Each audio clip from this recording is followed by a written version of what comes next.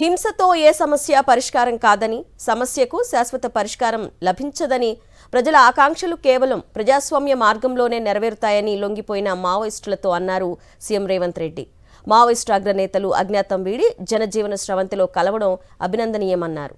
రక్షణ, పునరావాస కల్పనలో ఎలాంటి లోటు లేకుండా చూస్తామని ముఖ్యమంత్రి హామీ ఇచ్చారు. తెలంగాణ సీఎం రేవంత్ రెడ్డితో మావోయిస్టు అగ్రనేతలు భేటీ అయ్యారు.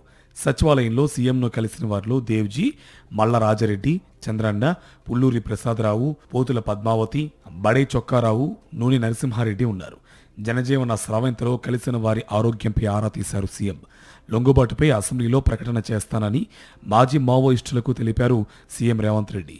మావోయిస్టులతో తెలంగాణ ప్రభుత్వం జరిపిన చర్చలు బాగున్నాయని, సరెండర్ పాలసీ కూడా బాగుందన్నారు మాజీ మావోయిస్టులు. తమ భవిష్యత్ ప్రణాళికను కూడా సీఎంకు వివరించారు. లొంగిపోయిన మావోయిస్టులంతా సమాజంలో గౌరవప్రదంగా జీవించేలా చూస్తామన్నారు సీఎం. ప్రభుత్వం తరపున పూర్తి రక్షణ కల్పిస్తాం, పునరావాస కల్పనలో ఎటువంటి లోటు లేకుండా చూస్తామని భరోసా ఇచ్చారు. పొరుగు రాష్ట్రాల్లో అమలవుతున్న పునరావాస విధానాలను పరిగణలోకి తీసుకొని సాధారణ జీవితం గడిపేందుకు ముందుకు వచ్చిన వారికి మరింత మెరుగైన ప్యాకేజీ అందించేలా చర్యలు తీసుకుంటామని సీఎం హామీ ఇచ్చారు. తమకు జనజీవన స్రవంతిలోకి వచ్చేందుకు అవకాశం కల్పించినందుకు ప్రభుత్వానికి మాజీ మావోయిస్టులు ధన్యవాదాలు తెలిపారు.